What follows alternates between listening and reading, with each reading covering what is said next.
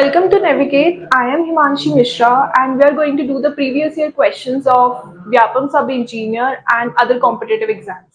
So without wasting any time, let's start. Okay. So the first question is find the odd one out. इन चार words में से जो सबसे अलग word हमें निकल कर आ रहा है वो हमें बताना है. The first word is desk.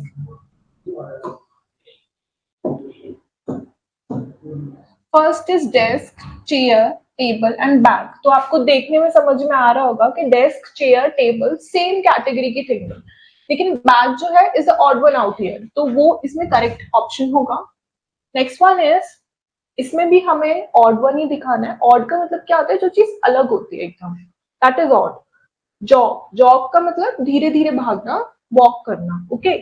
Sprint का मतलब बहुत तेजी से गायब हो जाना. एंड कफ का मतलब खांसना एंड रन का मतलब दौड़ना. तो jog, sprint and run are the similar words, एक जैसे वर्ड्स हैं, लेकिन cough is the different here. Cough जो है यहाँ पे डिफरेंट वर्ड है, तो इसलिए cough will be the correct answer. उसके बाद में next one is football, cricket, rugby and badminton. ये चार जो है स्पोर्ट हमको दिए हुए हैं यहाँ पे. तो football, cricket and badminton, these are what similar sports, but the rugby is the odd one out here, so that will be the correct answer. Okay, so यहाँ पे हमको बताना है identify the given sentence, कि ये जो sentence दिया हुआ है ये कौन सा सेंटेंस है. तो पहले देख लेते हैं ये सेंटेंसेस होते कौन कौन से हैं. तो इंटेरोगेटिव सेंटेंस कौन से होते हैं? जिसमें क्वेश्चन पूछा जाता है. जो भी सेंटेंस जहां पे कोई सवाल पूछा जा रहा होगा और ये क्वेश्चन मार्क लगा होगा, वो सारे कौन से होंगे? इंटेरोगेटिव सेंटेंस होंगे. इंपेरेटिव कौन से होते हैं? Simple sentence. ओके. जो आपके सिंपल पॉजिटिव सेंटेंसेस होते हैं वो सारे इंपेरेटिव सेंटेंसेस हैं. डिक्लेरेटिव मतलब जिसमें कोई बात कही जा रही हो, कुछ डिक्लेरेशन किया जा रहा हो. जैसे कि for example, I am going to eat pizza. जैसे कि she is beautiful, you have declared that, so that is declarative sentence. और exclamatory sentence कौन से होते हैं? कि जिसमें आश्चर्य, खुशी, रोना, दुख बहुत ही ज्यादा जोर से हो. Okay, that is exclamatory sentence. जैसे कि oh my god we won the match. यहाँ पे आप बहुत खुश हुए और आपने oh my god के बाद ये वाला साइन लगाया, सिंबल लगाया, this is exclamation mark. तो वो सारे कौन से हो जाएंगे? एक्सक्लेमेटरी सेंटेंस हो जाएंगे. तो अब हमें यहाँ बताना है कि यहाँ पे कौन सा है. तो सबसे पहले क्वेश्चन मार्क लगा हुआ है, तो उससे आप पहले ही समझ जाओगे कि ये कौन सा सेंटेंस है. Interrogative. May I borrow your umbrella? क्या मैं तुम्हारा अम्ब्रेला ले सकता हूँ? Okay, so A will be the correct option. Next is identify the given sentence, कि ये कौन सा सेंटेंस है वो हमें बताना है इधर. कि John and James went to the park. John और जेम्स जो है वो कहाँ पे गए? पार्क में गए. हमें ये बताना है. तो ये कौन सा सेंटेंस है हमें ये बताना है. तो ये सिंपल सेंटेंस है कि वो दोनों पार्क में गए, बस वो सिंपल सेंटेंस होगा. कंपाउंड सेंटेंस कौन सा होता है? कि जहां पे जिस सेंटेंस के अंदर दो स्टेटमेंट दिए गए हो लेकिन पहला सेंटेंस दूसरे सेंटेंस पे डिपेंड ना हो, वो कौन से होते हैं? Compound sentences. कॉम्प्लेक्स सेंटेंसेस कौन से होते हैं? जहां पे एक स्टेटमेंट दूसरे स्टेटमेंट पे डिपेंड हो. जैसे कि she did not study for the exam, that's why she failed. कि उसने एग्जाम्स के लिए नहीं पढ़ाई की इसलिए वो फेल हो गई. तो those are what? Complex sentences. And imperative sentences are the simple ones. Okay okay. यहाँ पे हमें क्या आने वाला है? क्या एडजेक्टिव आने वाला है? ये एडजेक्टिव है. Dazzling, flashing, delicious and ग्लिस्टरिंग. ये सब क्या है? एडजेक्टिव्स है. तो इसमें क्या आएगा? The meal she cooked was, उसने जो खाना बनाया था, मील इज व्हाट? खाना. वो कैसा था? डिलीशियस था. डिलीशियस. ओके. तो डेजलिंग का मतलब क्या होता है? बहुत ही खूबसूरत. फ्लैशिंग का मतलब चमकता हुआ. डिलीशियस का मतलब स्वादिष्ट. एंड ग्लिस्टनिंग का मतलब छलकना. ओके. तो delicious will be correct here. Which of the given words is spelled correctly? कि इन सारे वर्ड्स में से सबसे सही स्पेलिंग डिसअपॉइंट की क्या है वो हमें बताना है. डिसअपॉइंट का मतलब क्या होता है, निराश होना। ओके, तो सबसे करेक्ट स्पेलिंग है इसमें डिसअपॉइंट की सी, तो C will be the correct option here. Which of the given words is spelled correctly? फिर से हमें स्पेलिंग ही बतानी है कि डेस्परेट की सबसे सही स्पेलिंग क्या है, तो यहाँ पे डेस्परेट की स्पेलिंग होगी बी, तो B will be the correct option. Fill in the blanks, blank, okay, एक ही सेंटेंस है, तो यहाँ पे क्या आने वाला है वो हमें बताना है। Yesterday I cut my hand while chopping vegetables. ये कैसे पता चला मुझे कट आने वाला है, क्योंकि वर्ब की जब 3 फॉर्म्स आप याद करोगे तो अब आपको पता चल जाएगा। और ये कल का सेंटेंस है, मतलब ये सिंपल पास्ट हो गया, और सिंपल पास्ट में हमेशा सेकेंड फॉर्म ऑफ वर्ब आती है, इसलिए कट आ गया। कट की तीनों फॉर्म सेम ही होती है, कट कट कट, तो इसलिए cut will be correct here, D. Next one is what is the synonym of curious.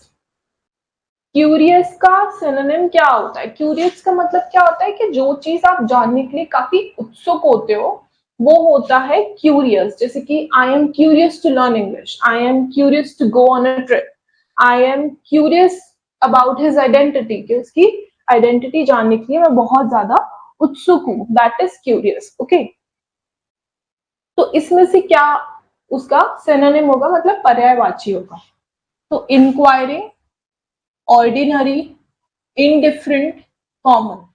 Enquiring का मतलब क्या होता है, वही कि किसी चीज की जांच पड़ताल करना। ऑर्डिनरी का मतलब क्या होता है, सामान्य। ओके, इनडिफरेंट का मतलब क्या होता है, किसी चीज से फर्क ना पड़ना, जैसे कि he is indifferent towards her behaviour, कि उसके बिहेवियर के से उसे कोई फर्क नहीं पड़ता है, indifferent. I am indifferent towards, he is indifferent towards animal. I won't say I'm indifferent towards animal because I'm not. Okay, so he is indifferent towards the animals, मतलब उसे जानवरों से फर्क नहीं पड़ता है, he does not care about them, तो वो indifferent होता है। ओके, कॉमन का मतलब फिर से सामान्य ही है, तो क्यूरियस का यहाँ पे सबसे ज्यादा सही सिनोनिम इंक्वायरिंग होगा, so A will be the correct option here. Okay, moving on, what is the antonym of the word cruel? Antonym का मतलब क्या होता है, ऑपोजिट, मतलब विलोम शब्द। तो क्रूअल का एंटोनिम क्या होगा, इनह्यूमन। इनह्यूमन तो नहीं हो सकता क्योंकि वो तो उसका सिनोनिम हो जाएगा। क्रूअल का मतलब होता है कि वो इंसान जिसके अंदर बिल्कुल भी दया नहीं है ना, बिल्कुल भी उसके अंदर किसी को भी लेके दया भावना नहीं है, that person is considered as cruel. तो इनह्यूमन तो उसका क्या हो जाएगा, सिनोनिम हो जाएगा कि जिसके अंदर मानवता नहीं है। ओके, इनह्यूमन का मतलब वो होता है।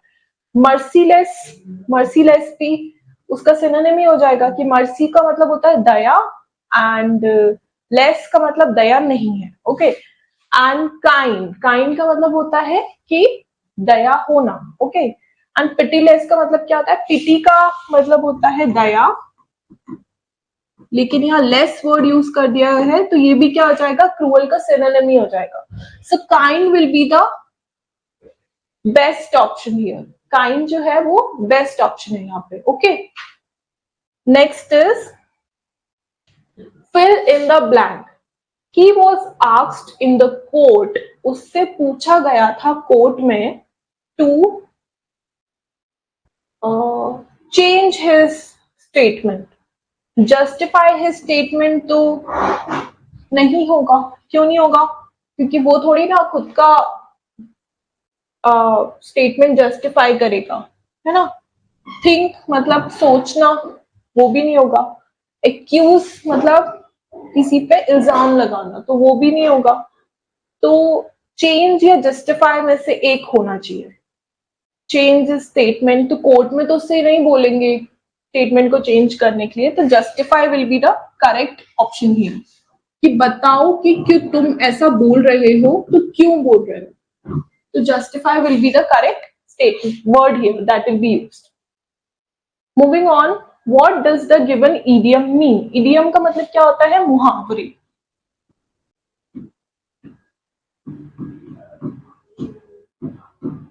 मुहावरे जो होते हैं वो ईडियम होता है, तो हमें बताना है अ बिटर पिल। अब बिटर पिल मतलब कि बिटर का मतलब क्या होता है, कड़वा, है ना। तो बिटर पिल जो है वो कैसी होगी, अच्छी नहीं होगी ऑब्वियसली। तो नेसेसरी का मतलब क्या होता है, जरूरी। अनप्लेजेंट का मतलब जो चीज अच्छी नहीं है।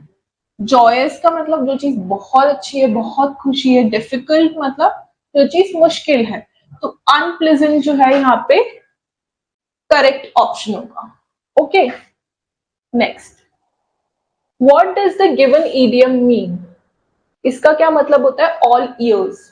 ऑल ईयर्स का मतलब होता है कि सुनना। जैसे for example you are saying this to someone that you are not listening, तुम नहीं सुन रहे हो, ओके। तो that person will reply you back कि आपसे वो बोलेगा कि आई एम ऑल ईयर्स, कि मैं सुन रहा हूँ, ओके। तो listening carefully is the meaning of the word all years. Ignoring का मतलब होता है किसी की बात ना सुनना। पार्शियली लिसनिंग मतलब आधा कान में जा रहा है और आधा बाहर निकल रहा है, okay. Not being able to listen मतलब ना सुन पाना। तो सबसे ध्यान से जब आप सुनते हो तो उसको हम बोलते हैं all years, okay. Okay, yes, that's it for today, and we will meet in the next class. Thank you very much.